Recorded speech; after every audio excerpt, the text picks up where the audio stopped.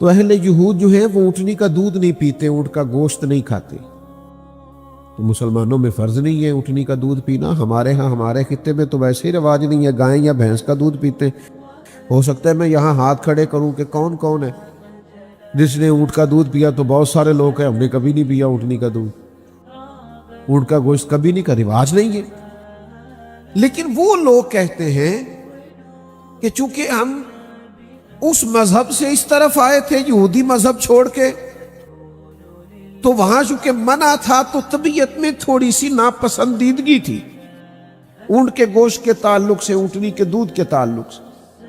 تو دل میں خیال آیا کہ مسلمانوں میں فرض نہیں اور وہاں منع ہے۔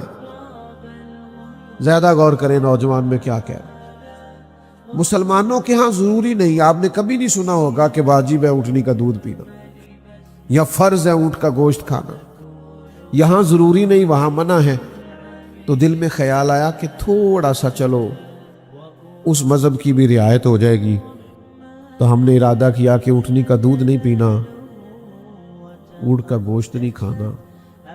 اللہ نے قرآن نازل کر دیا، یا ایھا الذین آمنوا ادخلوا فی السلم کافہ، اے ایمان والو پورے کے پورے دین میں داخل ہو جاؤ، تمہیں ذرا سا بھی ادھر ادھر جانے کی اجازت نہیں ہے۔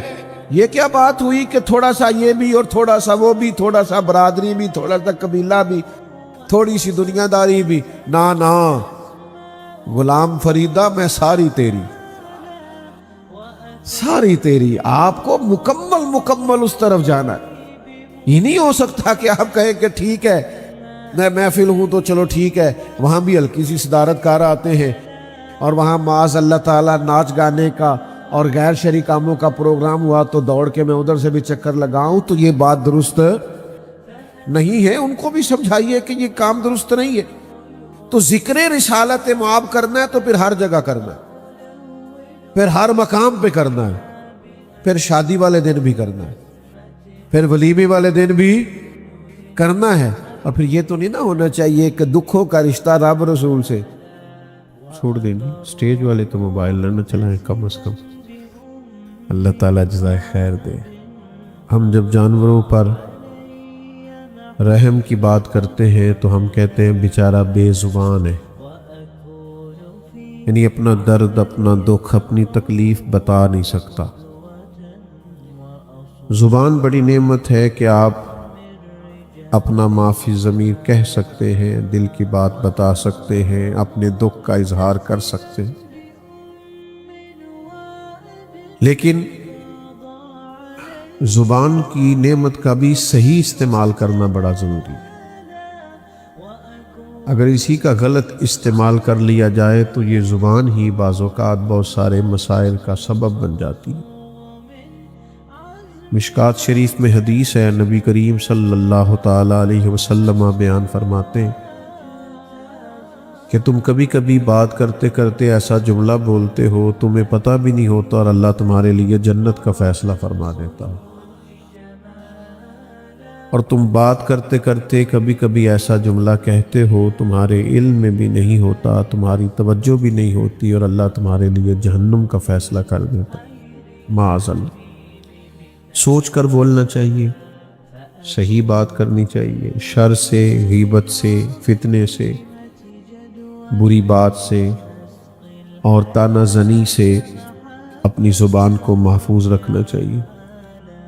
کوشش کرنی چاہیے کہ باتیں کم ہوں، زیادہ بولنے سے جملے بے وقت ہو جاتے ہیں، زیادہ باتیں کرنے سے انسان کی وزاداری پہ فرق پڑتا ہے۔ ہر وقت بات کرنے والے کی بات کا وزن نہیں رہتا۔ خیر الکلام ما قل ودل، بہترین بات وہ ہے تھوڑی ہو، جامع بات کریں، گفتگو کریں، ذکر کریں، تذکرہ کریں، لیکن ادھر ادھر کی باتیں کرنے سے بہتر ہے کہ ذکر یا اللہ کا کریں یا اللہ کے رسول کا صلی اللہ تعالی علیہ وسلم۔ اور یہ جو حضور کا ذکر پاک ہے جس کا عنوان سے آج بزم حسن کو سجایا گیا ہے، یہ ذکر تو ویسے ہی بڑا بلند ہے، اس کو اللہ نے بلند کر دیا ہے۔ اللہ تعالیٰ نے فرمایا وَرَفَعْنَا لَكَ ذِكْرَكَ، اے محبوب علیہ السلام ہم نے نا آپ کی خاطر آپ کے ذکر کو بلند کر دیا۔ اور اس کی کیفیت کیا ہے، وہ کس طرح بلند ہے؟ حضرت جبریل امین علیہ السلام سے جب نبی کریم علیہ السلام نے سوال کیا، پوچھا کہ اللہ تعالیٰ نے میرے ذکر کو کیسے بلند کیا ہے، تو حضرت جبریل علیہ السلام عرض گزار ہوئے یا رسول اللہ صلی اللہ تعالیٰ علیہ وسلم، رب فرماتا ہے جہاں میرا ذکر ہوگا نا اے میرے محبوب وہاں آپ کا بھی ذکر کیا جائے گا۔ حضور کا تذکرہ بلند ہے، نبی پاک کا ذکر ہر وقت ہو رہا ہے، ہر جگہ گونج رہا ہے، اذانوں میں بھی، نمازوں میں بھی، درودوں میں بھی، سلاموں میں بھی۔ جتنی کتابیں حضور کی سیرت مقدسہ پر لکھی گئی ہیں، جتنی حضور کی نعت کہی گئی ہے، جتنا حضور کے محاسن کا بیان کیا گیا ہے، جتنا فضائل، خصائل، شمائل کا بیان کیا گیا ہے، کوئی سوچ بھی نہیں سکتا۔ ہم تصور بھی نہیں کر سکتے کہ کس طرح اللہ تعالیٰ نے اپنے محبوب کے ذکر کو بلند کیا، یہاں تک کہ دوسرے بھی، غیر بھی۔ اللہ کرے آپ موبائل کم دیکھیں اور میری بات زیادہ سنیں، ذرا آمین تو کہیے گا۔ موبائل تو آپ کے پاس ہی ہے یار، اور پھر یہ کہ موبائلوں میں تو ملاقات پہلے بھی رہتی ہے۔ تو میرا دل تھا کہ آج کوئی درمیان میں شریکہ نہ بنے، آپس میں بات چیت کریں۔ تو کافی سارے کیمرے لگے ہوئے ہیں، یہ آپ کو دے دیں گے، بس باقی دوست میری بات پر توجہ کریں۔ عزیز دوستو، غیروں نے حضور کی یہ شعر غیر مسلم کے ہیں، وہ کلمہ نہیں پڑھتا تھا، غیر مسلم کے شعر۔ وہ کہتا ہے یہ کس نے ذروں کو اٹھایا اور صحرا کر دیا،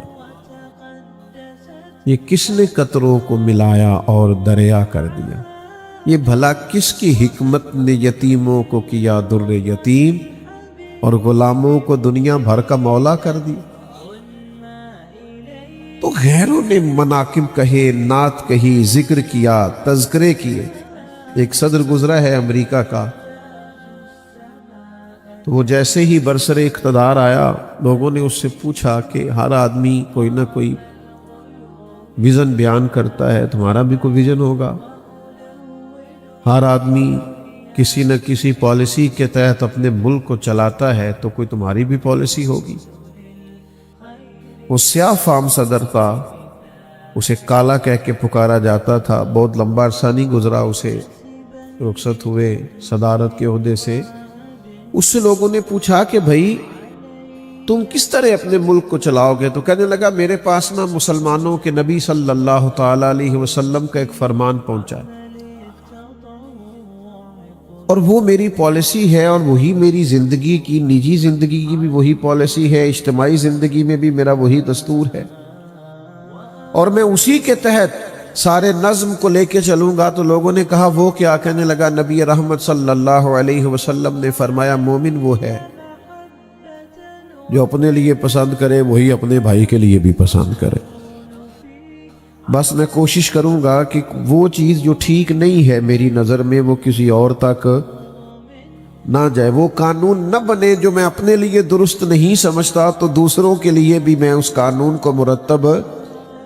یہ دیکھیے نا، یہ حدیث ہم سب کو آتی، پوری زندگی اس پر گزاری جا سکتی، زندگی کا سارا دستور اس پر رکھا جا سکتا، ہم اپنے سارے معاملات اس پر مرتب کر سکتے کہ بھائی چیز پر غور کر لو، دیکھ لو، آپ جو بیچ رہے ہو، جو بانٹ رہے ہو، جو کسی کو دے رہے ہو، کیا یہ آپ اپنے گھر میں بھی استعمال کر سکتے؟ میں نے اپنے قبلہ عالم حضرت صاحب رحمت اللہ علیہ کی خدمت میں عرض کی حضور ادارہ بنانا ہے، مدرسہ بنانا ہے، کیسا ہونا چاہیے؟ فرمانے لگے اس طرح کا بنانا جس میں اپنے بچے بھی پڑھ سکیں، یعنی تم محسوس کرو کہ یہاں میرا بیٹا بھی پڑھ سکتا ہے، اس کا لیول اس معیار کا ہے۔ اور اگر یہ کہ دوسروں کے بچے وہاں ہیں اور آپ کے کہیں اور ہیں، یہ ہمارے حکمرانوں کا وتیرہ ہے نا کہ باقیوں کے بچوں پر حکومت کرتے ہیں اور اپنے بچوں کو باہر بھیج دیتے۔ تو انداز یہ رکھیے ہمیشہ زندگی کا کہ جو اپنے لیے پسند کرے وہی دوسروں کے لیے۔ تو عام دام برسر مطلب حضور کا ذکر تو غیر بھی کر رہے ہیں، نبی پاک کے تذکرے تو جگہ جگہ ہیں، گلی گلی ہیں، نگر نگر ہے، بلکہ کئی دفعہ ایسے ہوتا تھا کہ جو مخالف تھے نا، طفیل بن عمر کہتے ہیں میں تو ویسے آیا تھا مکہ مکرمہ میں، میرا ارادہ کچھ اور تھا اور میرے ذہن میں بھی بات نہیں تھی، لیکن مجھے نا ابو جہل مل گیا رستے میں، تو مجھے کہنے لگا یہاں ایک شخص نے دعویٰ نبوت کیا، ان کے پاس نہیں جانا۔ ذرا سمجھیے گا بات، کہتے ہیں پہلے پتہ نہیں میں نے جانا تھا کہ نہیں جانا تھا، پہلے پتہ نہیں ان کے بارے میں پوچھنا تھا کہ نہیں پوچھنا تھا، لیکن یہ کریم کا انداز دیکھے نا۔ ابو جہل کہہ رہا ہے ان سے کہ انہوں نے دعویٰ کیا ہے تو یہاں مت جانا، کہتے ہیں میں نے کہا اب تو میں جاؤں گا۔ انہوں نے کہا کہ وہ معاذ اللہ شاعر ہیں، تو کہا میں شعر و سخن ردیف قافیہ مجھ سے زیادہ کون سمجھتا ہے، تو کہا کہ وہ جادوگر ہیں، تو کہا میں نے بڑے بڑے معاذ اللہ کا جادوگر ہے، تو کہا میں نے بڑے بڑے آسیب اتار دیے ہیں، تو کہا بڑا انفرادی مسئلہ ہے، وہاں سے بچ کے آنا مشکل ہے، کہا میں تو جاؤں گا۔ تو فیل کہتے میں گیا، میں نے بھی بڑی باتیں کی، پر حضور نے صرف سورہ فاتحہ ہی پڑھ کے سنائی، بس پھر تیریاں ویکھ کے اداواں میں مرید ہو گئی۔ پھر بات بدل گئی، سودا لینے کے لیے بازار گئے ہم، پر ہاتھ اس کے بکے جس کے خریدار گئے ہم۔ پھر واپس آئے تو ابو جہل ہی کہہ رہا تھا یہ وہ نہیں ہے جو یہاں سے گیا تھا، چہرہ دیکھ کے کہہ رہا تھا بدل گئے انداز، اطوار بدل گئے۔ تو بھائی غیر بڑا ذکر کرتے رہے، غیروں نے بڑے تذکرے کیے میرے نبی پاک، اللہ نے کروا لیے کوچا کوچا، کریا کریا، نگر نگر، حضور کا ذکر جاری تھا، جاری ہے اور جاری کیا کہتے ہیں فاضل بریلوی، رہے گا یوں ہی ان کا۔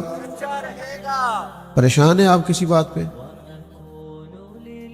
یہ زبردستی تو نہیں نا بٹھایا محفل ان دوستوں نے، ورنہ ان سے بات کریں، چونکہ اتنے پیارے لوگ ہیں آپ سارے، تو میری تو عادت ہی نہیں، میں بے سرا آدمی ہوں، میں تو کسی سے کہہ ہی نہیں سکتا میرے ساتھ مل کے پڑھو، تو سریلے لوگ کرتے ہیں۔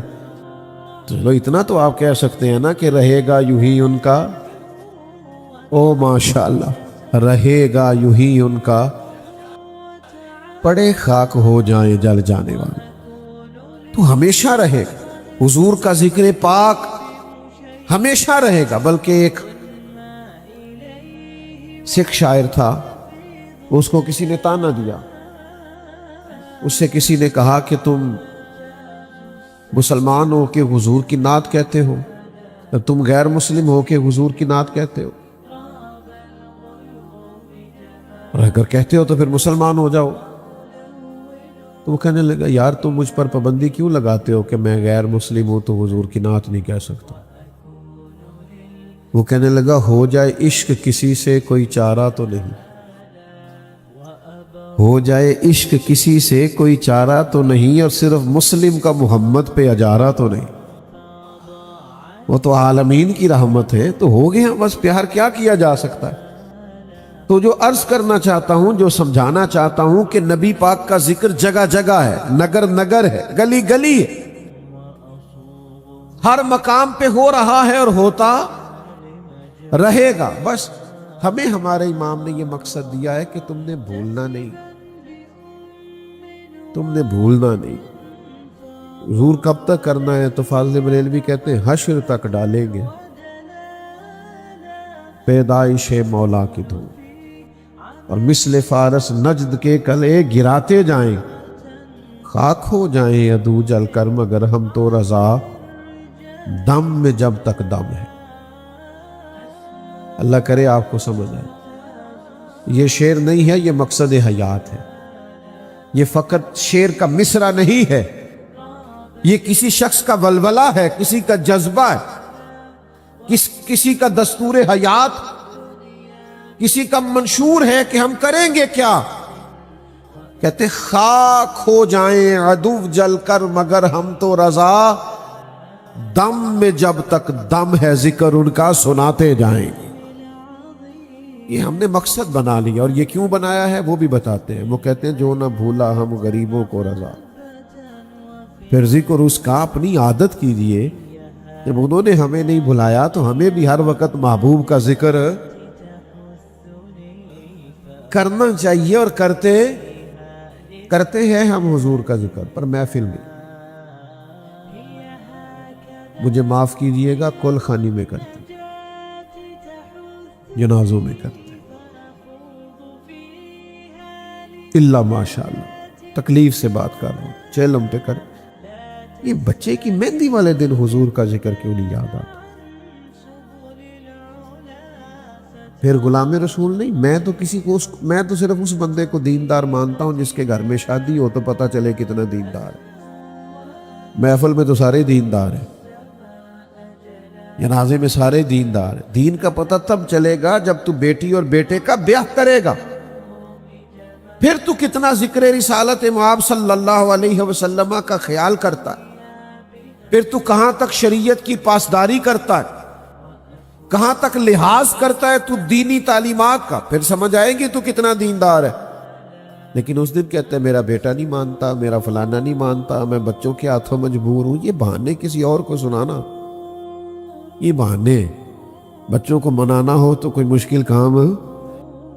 اور برادری اور قبیلے سے اگر آپ لڑ نہیں سکتے تو دعوی محبت کیوں کیا تھا؟ اور اگر سمجھ نہ آئے تو پھر دیکھو نہ کھول کے صحابہ کی زندگیاں، ان کی تو ساری برادری، سارا قبیلہ، ان کی تو بیویاں، بچے، بہن بھائی کہہ رہے تھے دین قبول نہیں کرنا، انہوں نے کہا سب کچھ چھوڑ دینا ہے، محمد عربی کا دروازہ نہیں چھوڑنا صلی اللہ علیہ وسلم۔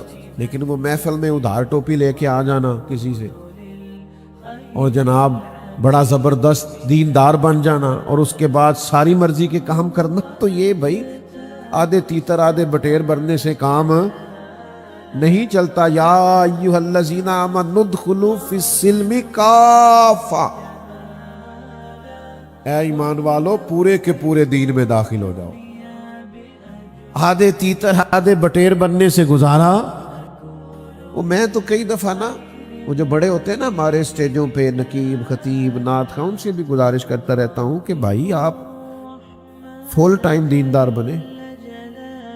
یہ جو آپ نے جوز وقتی پکڑا ہوا ہے نا نظام، شادیوں میں آپ جاتے ہیں تو آپ کا لباس ہی اور ہوتا ہے، ایئرپورٹوں پہ آپ سے ملاقات کریں تو آپ کے رنگ ڈھنگ ہی اور ہوتے، تو بھائی یہ آپ نے کون سا دین اختیار کیا ہے کہ جس میں تھوڑا سا آپ یہ بھی کر سکتے ہیں اور تھوڑا سا آپ وہ بھی کر سکتے؟ پورے کے پورے دین میں داخل۔ حضرت عبداللہ ابن سلام رضی اللہ تعالیٰ عنہ نے اور ان کے کچھ دوستوں نے یہودی مذہب چھوڑ کر دین اسلام کا کلمہ پڑھا تھا، تو اہل یہود جو ہیں وہ اونٹنی کا دودھ نہیں پیتے، اونٹ کا گوشت نہیں کھاتے، تو مسلمانوں میں فرض نہیں ہے اونٹنی کا دودھ پینا۔ ہمارے ہاں ہمارے خطے میں تو ویسے ہی رواج نہیں ہے، گائے یا بھینس کا دودھ پیتے۔ ہو سکتا ہے میں یہاں ہاتھ کھڑے کروں کہ کون کون ہے جس نے اونٹ کا دودھ پیا، تو بہت سارے لوگ ہیں، ہم نے کبھی نہیں پیا اونٹنی کا دودھ، اونٹ کا گوشت کبھی نہیں، کا رواج نہیں ہے۔ لیکن وہ لوگ کہتے ہیں کہ چونکہ ہم اس مذہب سے اس طرف آئے تھے یہودی مذہب چھوڑ کے، تو وہاں چونکہ منع تھا تو طبیعت میں تھوڑی سی ناپسندیدگی تھی اونٹ کے گوشت کے تعلق سے، اونٹنی کے دودھ کے تعلق سے، تو دل میں خیال آیا کہ مسلمانوں میں فرض نہیں اور وہاں منع ہے۔ زیادہ غور کریں نوجوان میں کیا کہہ رہا، مسلمانوں کے ہاں ضروری نہیں، آپ نے کبھی نہیں سنا ہوگا کہ واجب ہے اونٹنی کا دودھ پینا یا فرض ہے اونٹ کا گوشت کھانا، یہاں ضروری نہیں وہاں منع ہے۔ تو دل میں خیال آیا کہ تھوڑا سا چلو اس مذہب کی بھی رعایت ہو جائے گی، تو ہم نے ارادہ کیا کہ اونٹنی کا دودھ نہیں پینا، اونٹ کا گوشت نہیں کھانا۔ اللہ نے قرآن نازل کر دیا، یا ایھا الذین آمنوا ادخلوا فی السلم کافہ، اے ایمان والو پورے کے پورے دین میں داخل ہو جاؤ، تمہیں ذرا سا بھی ادھر ادھر جانے کی اجازت نہیں ہے۔ یہ کیا بات ہوئی کہ تھوڑا سا یہ بھی اور تھوڑا سا وہ بھی، تھوڑا سا برادری بھی، تھوڑا سا قبیلہ بھی، تھوڑی سی دنیا داری بھی؟ نا غلام فریدہ میں ساری تیری، ساری تیری، آپ کو مکمل اس طرف جانا ہے۔ یہ نہیں ہو سکتا کہ آپ کہیں کہ ٹھیک ہے میں محفل ہوں تو چلو ٹھیک ہے، وہاں بھی ہلکی سی صدارت کار آتے ہیں اور وہاں معاذ اللہ تعالیٰ ناچ گانے کا اور غیر شرعی کاموں کا پروگرام ہوا تو دوڑ کے میں ادھر سے بھی چکر لگاؤں، تو یہ بات درست نہیں ہے۔ ان کو بھی سمجھائیے کہ یہ کام درست نہیں ہے۔ تو ذکر رسالت معاب کرنا ہے تو پھر ہر جگہ کرنا ہے، پھر ہر مقام پہ کرنا ہے، پھر شادی والے دن بھی کرنا ہے، پھر ولیمے والے دن بھی کرنا ہے۔ اور پھر یہ تو نہیں نہ ہونا چاہیے کہ دکھوں کا رشتہ رب رسول سے، جب دکھوں کا وقت آیا تو اللہ رسول کا نام لے لیا، اور جب سکھ ملے تو نہ۔ مومن کی شان یہ ہے کہ اس کے سارے رشتے ہی اللہ رسول کے ساتھ۔ تو نبی کریم کا ذکر ہر موقع پر۔ نوجوانوں اڑ جاتے ہو نا ذات کے لیے، اڑ جاتے ہو، میں نے یہی لینا ہے۔ بچے ضدیں کرتے ہیں نا، کاش کوئی ایک آدھ ضد تم نے حضور کے لیے بھی کی ہو۔ نہیں، میری شادی پہ کوئی غیر شرعی حرکت نہیں ہوگی، یہ میرا فیصلہ۔ میں کوئی وہ کام نہیں کرنے دوں گا جو شریعت سے ٹکراتا ہے، یہ میرا یار اس کے لیے بھی تو کبھی کھڑا ہو کے دیکھنا، اس کے لیے بھی تو ڈٹ کے دیکھ، تاکہ تیرے باطن میں وہ خاص نور پیدا ہو جو بندہ مومن کی شان ہے۔ تو بس ایک تو یہ کہ حضور کا ذکر پاک کرنا ہے اور خوب کرنا ہے، لیکن دو تین چیزیں زیر غور رہیں۔ باقی سارے تذکروں کا رنگ اور ہے، حضور کے ذکر کے آداب اور ہیں۔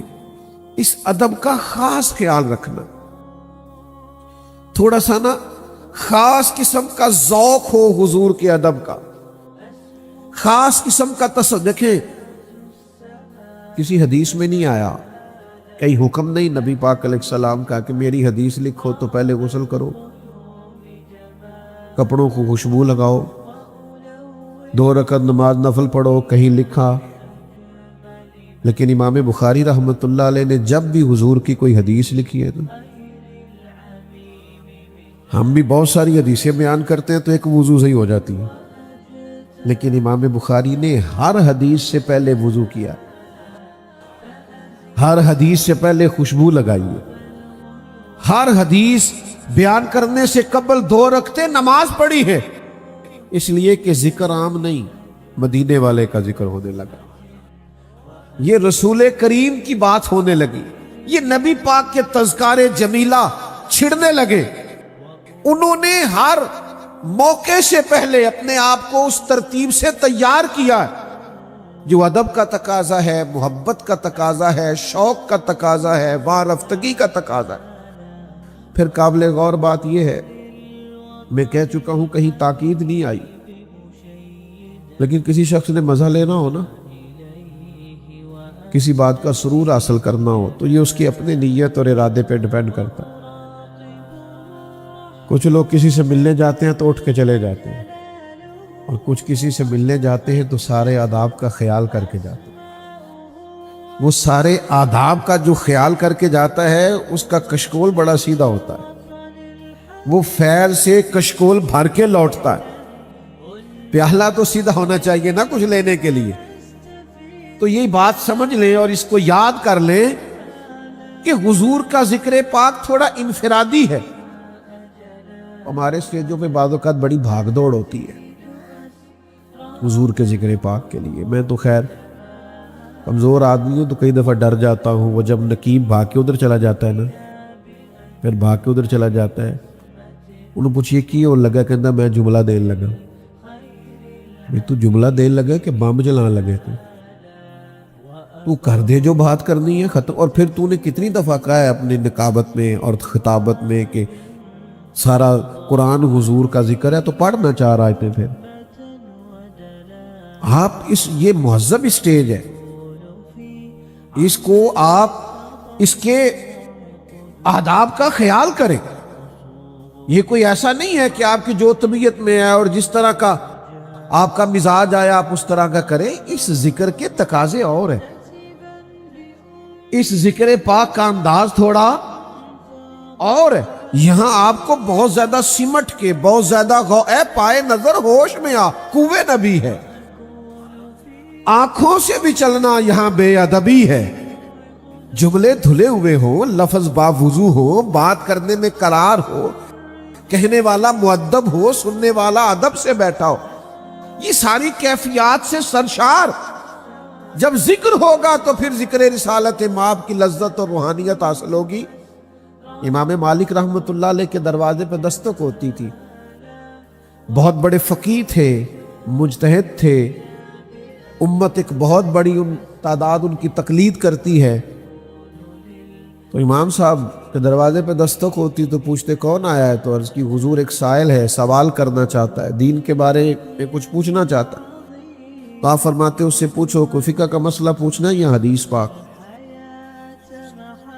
کہتا حضور اس نے ایک فقہی جزئیے کے تعلق سے کچھ بات پوچھنی تھی، تو امام صاحب تشریف لاتے، باوضو بات کرتے اور اس کو رخصت کر دیتے، لیکن اگر وہ کہتا نا میں نے حضور کی حدیث سننی ہے، آ میرے دل آمنہ کے لال کی باتیں کریں، تو پھر امام صاحب پہلے امامہ باندھتے، خوشبو لگاتے، جبہ اوڑھتے، اور بندہ چاہے ایک سامنے بیٹھا ہے حدیث سننے والا، امام صاحب منبر پہ بیٹھتے، اللہ کی حمد کرتے، حضور کی بارگاہ میں درود و سلام عرض کرتے، اور پھر جھوم جھوم کے حضور کی حدیث بیان کرتے۔ یہ کیفیات پیدا کرے نا، یہ ذوق لائے نا، آپ کا وہ انداز تھوڑا نرالا اور انفرادی ہو، نعرے تھوڑے بھی لگ جائیں تو خیر ہے، ادب قائم رہنا چاہیے۔ داد چلے، اب میں کوئی ثقیل سخت جملہ نہیں کہتا، داد امداد تھوڑی بھی ہو جائے تو خیر ہے، لیکن ادب بہرحال قائم رہنا چاہیے۔ ہر چیز جو ہوتی ہے وہ اس لیے نہیں ہوتی کہ بندہ ضروری فیمس ہی ہو اور نعرے ہی لگیں اور داد ہی ملے، اثر کرے نہ کرے سن تو لے میری فریاد، نہیں ہے داد کا طالب یہ بندہ آزاد۔ کچھ لوگ اس سے بھی آزاد ہوتے ہیں، وہ کہتے ہیں داد نہیں لینی، قیامت کے دن شاباش لینی، ان کو اس سے بھی تھوڑا سا نا وہ تھوڑے سے بے نیاز ہو جاتے ہیں۔ دیکھیے نا علامہ اسماعیل حقی نے لکھا ہے کہ جب جناب ابو بکر صدیق رضی اللہ تعالیٰ عنہ نے کلمہ پڑھا نا تو یہ بریکنگ نیوز تھی مکہ مکرمہ، اتنا بڑا تاجر مسلمان ہو گیا، اپنے قبیلے کا سربراہ مسلمان ہو گیا، خبر پھیل گئی، اور تاجر کے دوست بھی تاجر ہی ہوتے ہیں، بڑے بڑے لوگ ان کے دوست تھے، تو ایک جماعت مرتب ہوئی جس نے کہا کہ پتہ تو کرے واقعی جناب صدیق اکبر مسلمان ہو گئے، معلومات تو کریں۔ ان کے نام بتاؤں کون کون تھے؟ حضرت عثمان غنی، حضرت سعید بن زید، اس طرح کے کچھ صحابہ جو بڑے تاجر ہیں اور اپنے قبیلے میں قد کاٹ رکھتے، نامی گرامی لوگ،